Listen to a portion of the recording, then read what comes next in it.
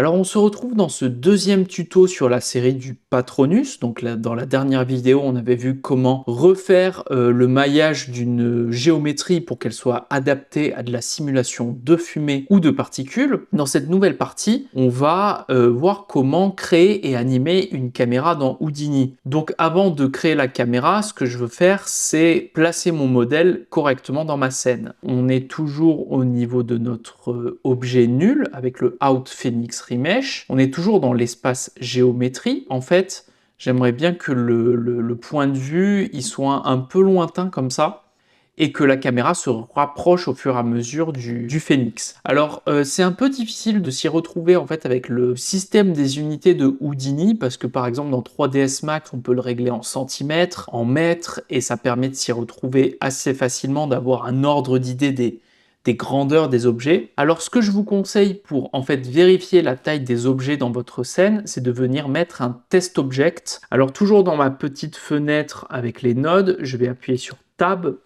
et je vais taper test. Et en fait, on va voir que Houdini propose différentes géométries qui nous servent de test pour tester des choses, tout simplement. Donc moi, je vais venir prendre un modèle humain. Alors, il y en a plusieurs. Il y a Electra, il y a Tommy. On va essayer de mettre Electra, par exemple. Donc, on la voit pas, c'est normal. Il faut mettre notre petite vision dessus. Et on voit en fait que notre modèle est beaucoup plus grand que notre Patronus. Donc si on veut voir les deux, que je vous recommande de faire, c'est de resélectionner votre nul et de mettre la vision dessus. Et puis de venir cocher ce petit libellé en fait sur votre test object qui nous permet de l'afficher. Alors ce que je vais faire, c'est que à partir de là, je vais replacer mon Patronus. Donc ce que je vais faire, c'est que je vais mettre un node de transform. Hop. Puis je vais le mettre juste après le reste. Donc dans transform, c'est assez clair ce qu'on peut faire avec. On peut déplacer notre géométrie. Donc déjà, je vais régler un petit peu le scale, donc la taille. Et en fait, moi, je veux tricher un peu. Je veux faire genre que ce phénix soit assez grand. Donc en fait, voilà, je vais l'agrandir. Je vais le mettre à 3, par exemple. Puis là, je vais venir le tourner. Donc il y a plusieurs méthodes en fait pour tourner mon objet. On peut retrouver tous ces paramètres en cliquant sur cette petite poignée qui est là, ça s'appelle Handle. Et là, je vais pouvoir en fait régler mon orientation. Donc là, on voit que je suis à moins 92, on va carrément mettre moins 90. Et ensuite, ce que je vais faire, c'est que je vais attraper cette poignée pour la mettre vers le haut. À partir de là, je suis dans l'espace géométrie. Donc je veux revenir dans l'espace général objet, donc il y a deux façons de faire ça. Soit je clique directement sur objet, soit quand je suis dans mon espace géométrie, il y a un raccourci clavier que j'utilise tout le temps et je l'utiliserai très souvent, c'est U pour up. Alors une fois qu'on est dans l'espace OBJ, l'espace général, on va pouvoir créer une caméra. Donc il y a plusieurs techniques pour créer une caméra. On peut par exemple se reculer, choisir le point de vue que l'on souhaite. Et là, vous voyez que à ce niveau, au niveau de ce libellé, on a des lumières et des caméras qui sont proposées. Donc si jamais je veux tirer une caméra de cette vue, il suffit que je maintienne CTRL et je clique sur la caméra. Et vous voyez que j'ai une caméra qui est créée dans cet espace et j'ai déjà ma caméra qui est réglée en fonction du point de vue que j'ai là. Sauf que là, je n'ai pas forcément envie de faire ça. Donc je vais venir dans ma fenêtre avec les nodes, je vais cliquer sur Tab et je vais créer une caméra. Vous voyez qu'il m'a créé une caméra en fait au centre de l'univers. Donc ce que je vais vouloir faire en fait, c'est tout simplement la reculer sur Z, qui me permet de la reculer. Je peux par exemple la mettre à 10, c'est très bien. Si je veux voir ce que ma caméra voit, vous voyez que là en fait je suis en vue perspective et qu'à côté il y a écrit No Cam. Alors si je clique sur No Cam, je vais pouvoir sélectionner ma caméra et voir ce qu'elle voit. Donc là on va créer différents outils qui vont nous permettre en fait de régler notre caméra dans l'espace. Alors vous voyez déjà qu'il y a un petit cadenas qui est sélectionné automatiquement lorsque je me mets en vue caméra. Ça fait que si je me déplace, en fait, ça règle ma caméra.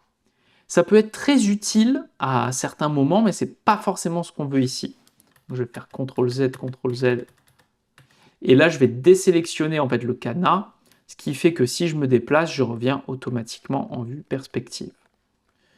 Donc là, ce que je vais faire, c'est je vais créer un nul de nouveau. Alors le nul ne fonctionne pas forcément de la même manière que dans l'espace géométrie.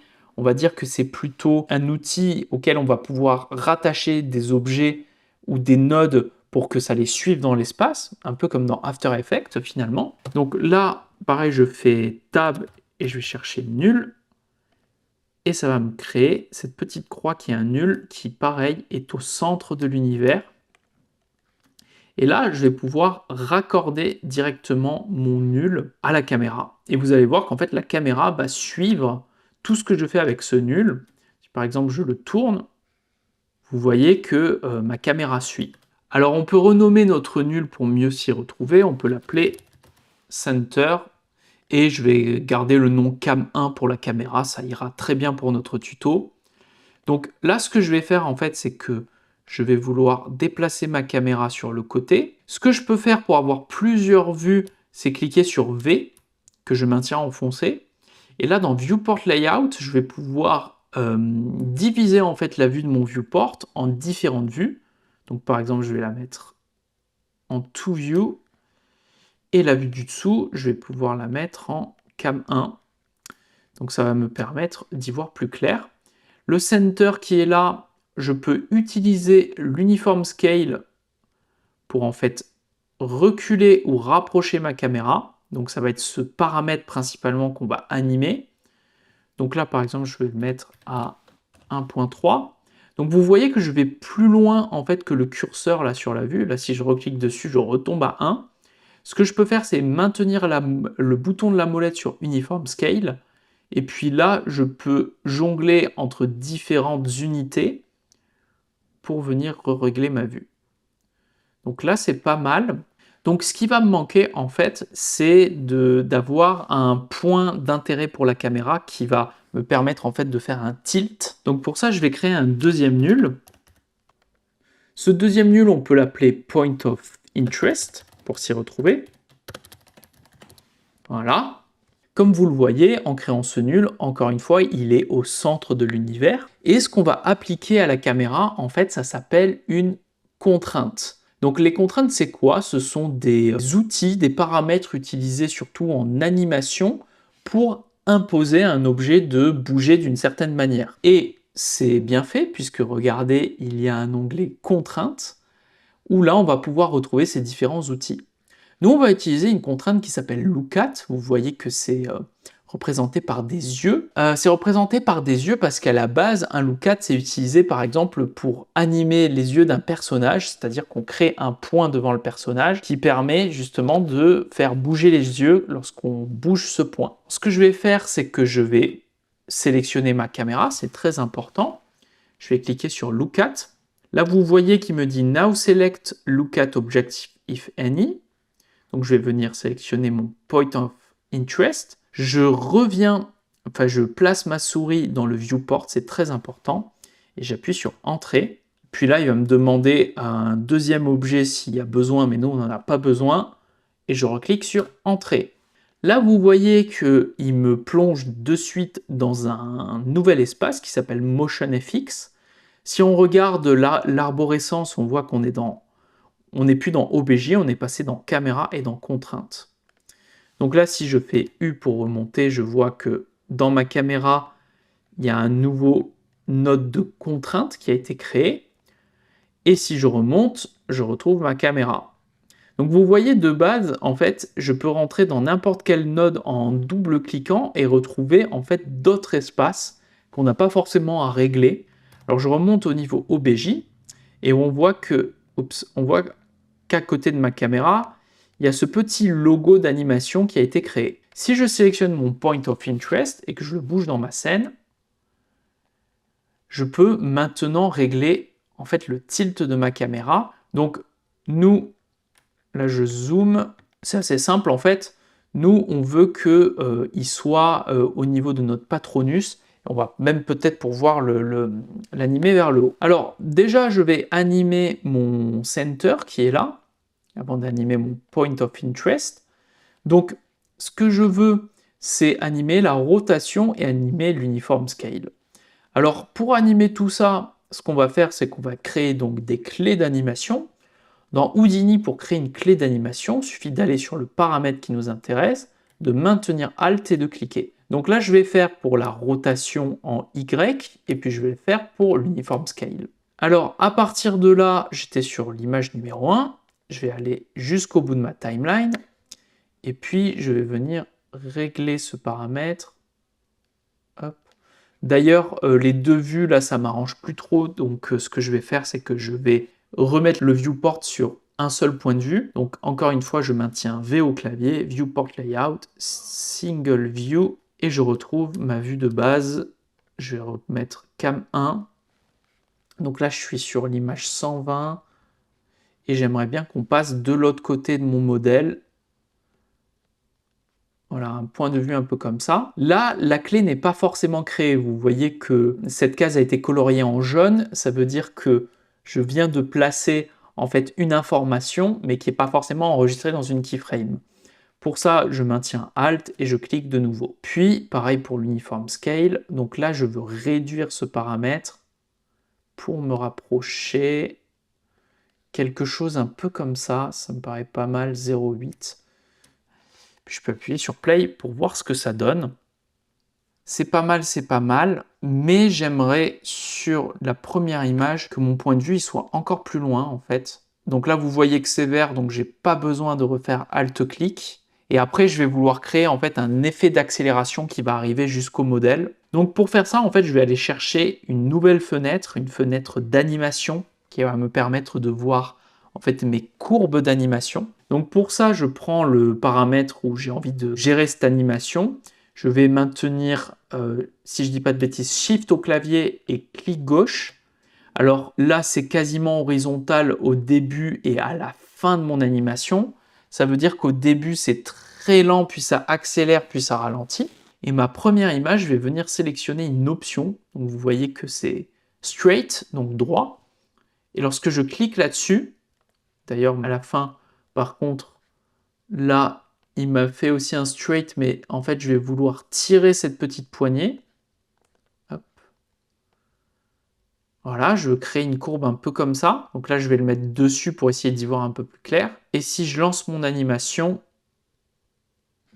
je trouve que ça accélère pas assez.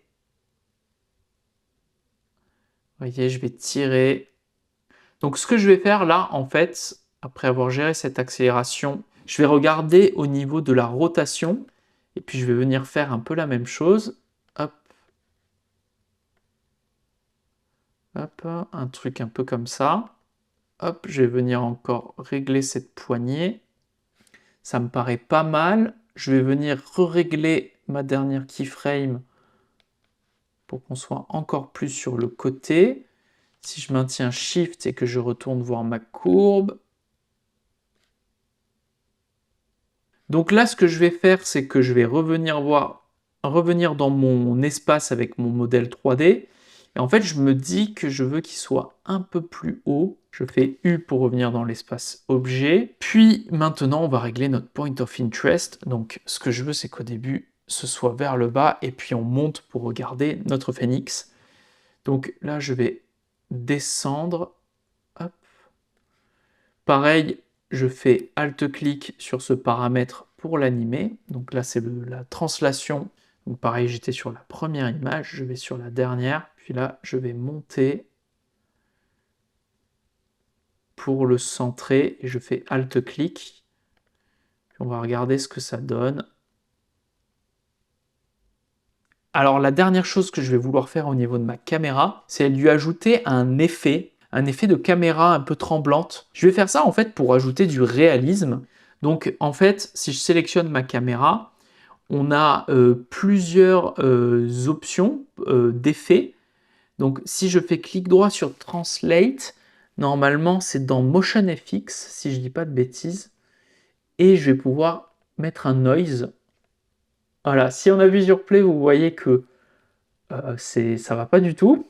C'est beaucoup trop puissant. C'est au niveau de l'amplitude qu'on peut le créer, qu'on peut le gérer, pardon. Donc je vais le réduire.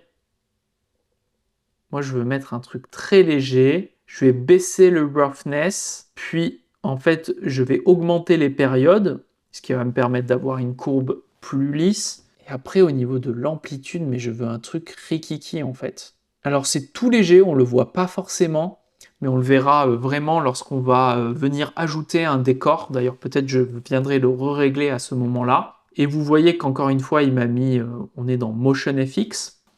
Si je fais U et que je remonte, en fait, vous voyez qu'on est dans l'espace OBJ et que cette fois-ci, il m'a créé un nouveau node de Motion FX.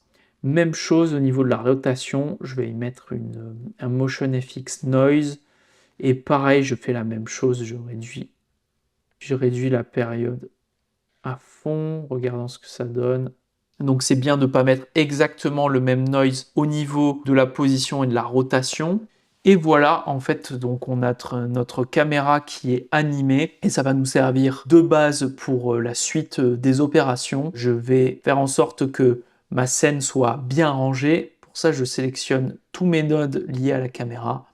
Je peux venir, comme dans l'espace OBJ, mettre une petite boîte pour pouvoir gérer tous ces nodes ensemble. Alors, petit élément que j'aimerais rajouter concernant la caméra, c'est qu'on va venir régler ce qu'on appelle notre focale de caméra. Donc, j'enregistre cette petite partie le lendemain du tournage du reste de la vidéo, parce que je me suis rendu compte que j'avais oublié de vous montrer cet aspect-là, et il me paraît assez important. Donc, pour retrouver ces options, il suffit de cliquer sur la caméra qui est là, puis dans Vue, on va avoir cette option qui s'appelle Focal Length, qui est donc la focale de la caméra, la distance focale. Ce qu'il faut comprendre, en fait, c'est qu'en augmentant ou en réduisant cette valeur, on aura l'impression de zoomer ou de dézoomer. Donc l'avantage de jouer avec cette valeur, c'est qu'en fonction de la focale qu'on va utiliser, notre perspective ne va pas être la même. C'est-à-dire que si je me mets sur une focale assez basse, donc moi j'ai envie de me mettre en 24, à partir du 24 on peut parler de grand angle en fait. À partir de là, vous pouvez voir que sur ma grille, les perspectives sont beaucoup plus affirmées, disons. Le seul problème qu'on a maintenant, en fait, c'est qu'on a besoin de réanimer les paramètres de notre center, donc notre objet nul qui nous permet de gérer le mouvement de la caméra. Donc là, je suis sur l'image 1, donc je vais venir le régler.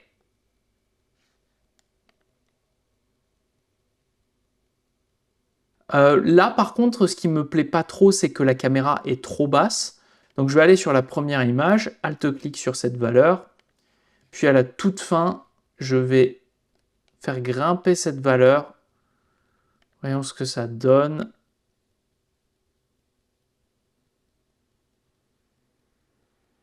Je vais même monter un tout petit peu la caméra sur la première image. Donc voilà, je voulais juste ajouter ce petit truc sur la caméra. Sinon, on avait créé donc notre petite boîte qui est là pour pouvoir gérer tous nos paramètres et les faire bouger ensemble dans cette vue. Voilà, ben je vous renvoie vers la prochaine vidéo qui va traiter de comment générer de la fumée à partir de ce modèle 3D. Donc j'espère que cette vidéo vous a plu, n'hésitez pas à vous abonner et puis je vous retrouve pour la prochaine vidéo.